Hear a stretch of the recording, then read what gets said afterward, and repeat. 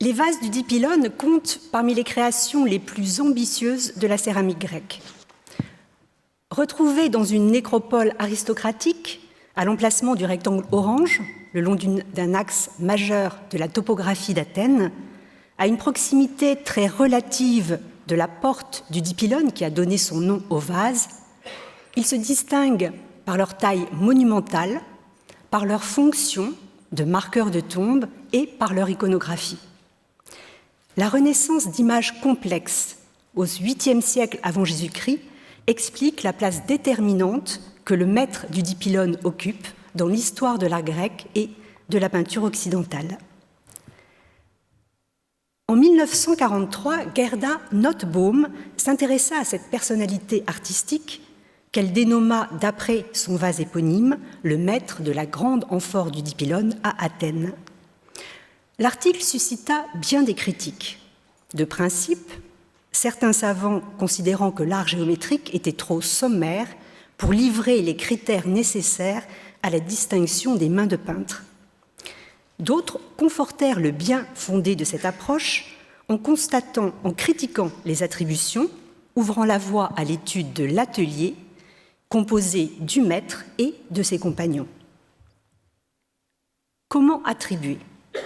Je propose de revenir sur la liste de Nicolas Coldstream, la plus aboutie, en attribuant au maître du dipylone 2 nouveaux cratères signalés en jaune à droite et qui complètent donc les premiers numéros, en donnant des noms de convention à ses associés pour mieux les individualiser et en revenant sur certains groupements.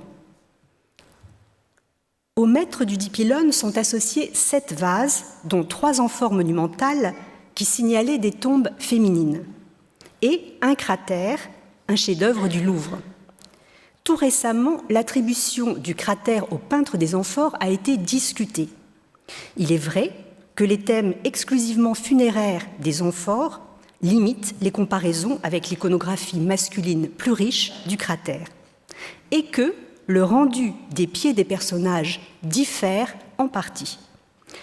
Ces divergences révèlent-elles des mains différentes ou une évolution de carrière? Un des écueils de l'analyse stylistique, et on le lui a souvent reproché, est justement la création de carrières artificielles, statiques, réduites à ce qui est strictement identique. L'amphore la plus grande est un jalon entre les 2 premières plus anciennes et le cratère plus récent.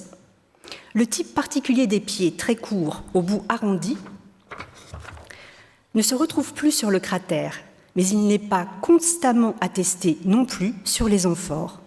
Il paraît difficile d'invalider pour le moment et sur des bases aussi fragiles l'attribution de Coldstream. Voici les fragments d'un autre cratère décoré de défilés de guerriers et de batailles navales, auquel Nicolas Coldstream proposait d'annexer un ensemble associé à tort à un autre cratère du Louvre, et la dérestauration de ce vase prévu en 2018 devrait permettre de trancher, une hypothèse qui reste très probable. Quoi qu'il en soit, le style est identique à celui du cratère du Louvre A517, comme l'indique le dessin des figures humaines, des boucliers, des bateaux, des oiseaux et des motifs de remplissage. Un 3e cratère présente, ce qui est rare, des parois internes entièrement réservées, donc non peintes. Comme sur le cratère précédent, on retrouve 2 registres figurés sous les anses, un défilé de chars et une bataille navale, qui a fait l'objet de raccords récents par Stefan Karl entre un fragment de l'université de Graz et ceux de Göttingen et d'Athènes. 2 fragments du Louvre et un de Göttingen pourraient correspondre à la scène funéraire peinte sur la face principale du même vase. Par le style, les dimensions, ils se superposent au cratère A517, dont ils sont une sorte de doublon. Comment distinguer la main du maître de celle de ses associés ? Je retiendrai ici des critères distinctifs simples, comme le dessin des boucliers et des têtes humaines, qui permettent de détecter 5 mains de peintres actifs dans l'atelier. Ce cratère, restauré en 2013, a été attribué par Nicolas Coldstream à un des plus proches associés du maître, que je propose de désigner du nom du savant Emil Kunze, qui a contribué dans un article qui fit date à réfléchir à la reconstitution de plusieurs cratères à partir des Dissecta Membra disséminés dans toute l'Europe. Le style figuré du peintre s'inspire étroitement de celui du maître. Il reprend pour la tête de ses personnages le schéma le plus simple, selon lequel un trait unique suffit à donner la direction du visage. En dépit d'une filiation évidente, le style du peintre de Kunze est plus miniaturiste, plus soigné, comme en témoigne le graphisme élégant de ses boucliers qui s'inscrivent dans l'orbe d'un cercle presque parfait. Le peintre des batailles animées, longtemps confondu avec le maître ou le peintre de Kunze, est un peintre prolifique. Les têtes de ces figures, qui peuvent avoir une allure chevaline, valent une signature. Ces boucliers doivent beaucoup au maître, voyez en bas à gauche, avant d'évoluer et d'être détaillés d'un double ou triple trait de contour spécifique au peintre. Si la détection des mains semble possible sur des vases géométriques, reste à aborder la question du pourquoi attribuer. Attribuer permet de classer les vases par peintre et par atelier. En bleu, les peintres de l'atelier du Dipylone, en jaune et rouge, des productions d'autres ateliers actifs à Athènes. Si l'archéologie est rarement en mesure de localiser physiquement les ateliers, on peut être tenté de les définir d'une façon concrète et vivante comme un milieu de peintres doté d'un savoir-faire et de traditions qui leur sont propres. Le maître du Dipylone a influencé tous les peintres de son atelier et ces derniers ont parfois collaboré sur un même vase. La collaboration semble systématique entre le peintre de Kunze et un peintre secondaire cantonné à la région des Anses, dont on détecte le style caractéristique sous l'anse et près de l'anse. Il est même possible de repérer la collaboration de 3 peintres sur un autre cratère du Louvre.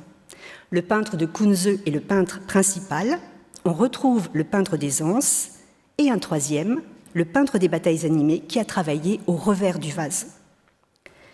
Peut-on préciser la place du peintre de Villars, désigné du nom du savant français qui recomposa le profil complet d'un cratère exposé aujourd'hui au Louvre-Lens.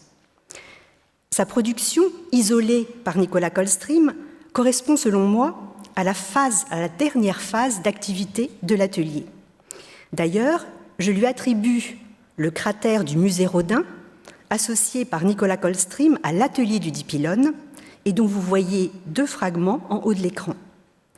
Cette œuvre ancienne dans la carrière du peintre introduit le bouclier caractéristique du peintre, échancré, à cornes larges, pour reprendre les termes de François Villars, et qui rompt avec l'esthétique du cercle. Et une file de trépieds, ces prix de la victoire, qui exaltent l'excellence masculine. On les retrouve sur un cratère du Louvre, qui a été associé de tout temps au groupe Villars. Bien que plus récent, le peintre de Villars est relié de façon étroite et multiple au peintre de l'atelier. Ces boucliers à cornes s'inspirent de la forme épatée que prennent les boucliers du peintre des batailles animées, une fois ourlés de traits de contour. Ces scènes funéraires, avec ces figures féminines vêtues de long, conservent des traces évidentes de l'influence du maître. C'est notamment le cas du cratère de la rue du Pirée, exhumé non pas au XIXe siècle comme les autres, mais dans une fouille d'urgence à la fin des années 1960. Nicolas Coldstream a associé ce vase, encore inédit, à la production du peintre des batailles animées, probablement en raison du dessin réservé de l'œil. Il se classe, selon moi, au début de la carrière du peintre de Villars, comme l'indiquent certaines têtes caractéristiques et le traitement des parois internes du cratère, réservé et mal lissé, une constante dans la production du peintre. J'évoquerai très vite la question des potiers. En dépit de l'état fragmentaire des œuvres, on constate que des variantes typologiques confortent les groupements stylistiques. Les pieds des cratères peints par le peintre de Kunze sont lisses. Ceux que je propose d'attribuer au maître du Dipylone présentent un bandeau à relief à mi-hauteur, un peu comme ceux peints par le peintre de Villars, qui sont parfois ajourés. Ces groupes cohérents, du point de vue de la typologie et du style, conforteraient l'activité d'artisan à la fois peintre et potier. Tous ces pieds ont un air de famille qui les distingue de ceux montés dans l'atelier du peintre de Hirschfeld.